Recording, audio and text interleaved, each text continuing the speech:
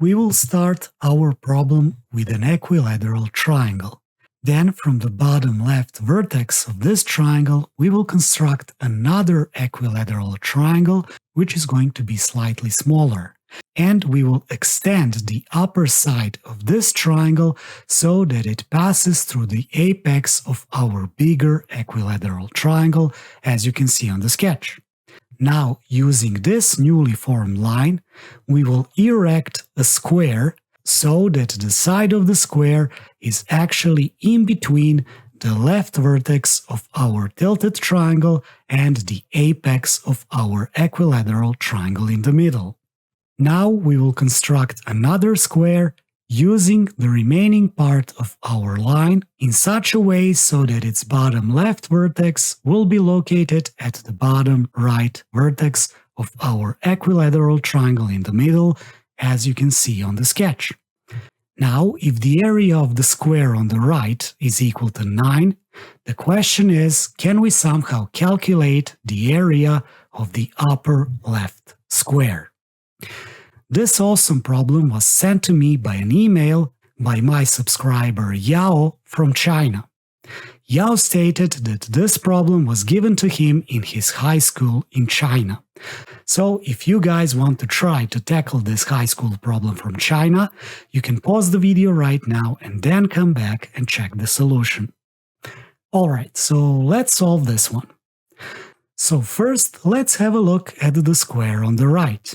We know that the area of the square is equal to the side squared, and we know that the area of our square is equal to 9.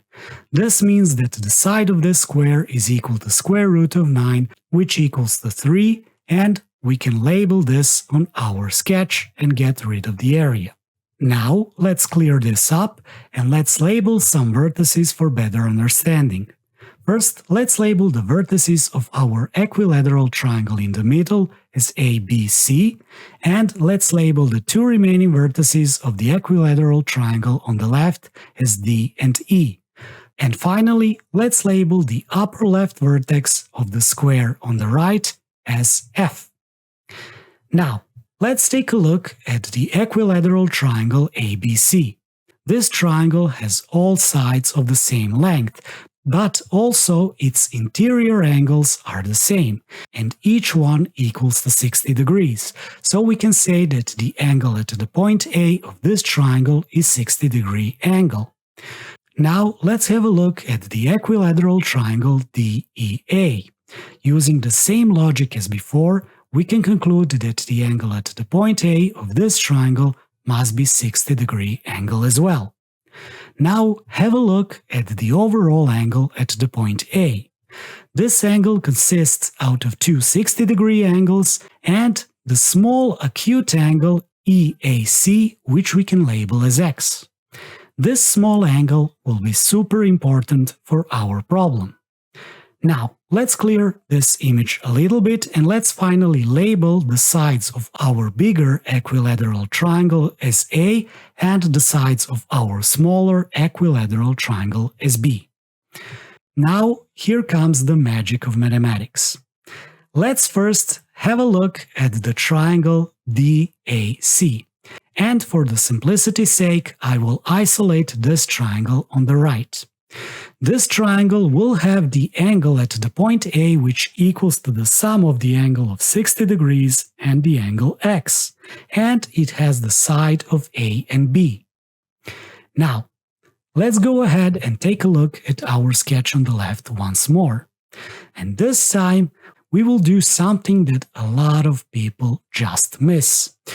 We're going to connect the point E with the point B. And this is actually the joker for this problem. Because if you do this, you're going to construct another specific triangle. Well, as you can see, there are a lot of triangles here, but we're going to focus on the triangle ABE. And I'm also going to isolate this triangle on the right for the better understanding. You can see that the angle at the point A of this triangle also consists out of angle of 60 degrees and X, and it also has the sides of A and B. Since those two triangles have two of the same sides, A and B, and the same angle in between those two sides, by using the side-angle-side theorem, we can easily conclude that those two triangles are, in fact, congruent.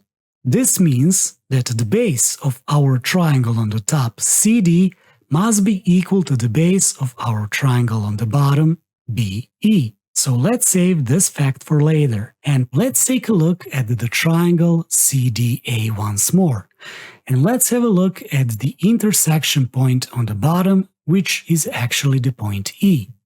We know that the triangle EDA is our equilateral triangle, so this means that the angle at the point D must be 60-degree angle. Of course, since both of our triangles on the top and on the bottom are congruent, this means that the angle at the point E of our triangle on the bottom is also 60-degree angle, and we can label this angle on the sketch on the left. Now, as I said before, the triangle ADE is equilateral triangle, which means that the acute angle at the point E of this triangle is 60-degree angle as well. Now, let's clear our image a little bit and let's have a look at the overall angle at the point E. The overall angle DEF is equal to 180 degrees, and it consists out of angles DEA, AEB, and BEF. So, if we substitute our angles from the sketch, we can work through this and get that the angle BEF is actually 60-degree angle, and we can label this angle on our sketch. Now, let's clear our image once again, and let's focus on another triangle, this time the triangle EFB. This triangle is actually right-angle triangle. We know this because the angle at the point F must be the right angle, because it is the angle in between the two sides of the square. This implies that the acute angle at the point B of this triangle must be 30 degrees, since the sum of all interior angles inside the triangle is 180 degrees. Now we're going to use an interesting 30-60-90 triangle. You probably already know that the relation between the sides of this triangle is 1 to square root of 3 to 2. So we can use this in our case. We can say that the relation between the side FB and BE of our triangle on the left is actually x square root of 3 over 2x, by using this blue 30-60-90 triangle on the top as a reference. So now we're just going to substitute the value of FB on the left, and we're going to cancel x on the right. Then we're going to multiply the outside and inside terms, and we will get that the length BE must be equal to 6 over square root of 3. But from earlier we know that the side CD is equal to the side BE, so this means that CD must have the same length.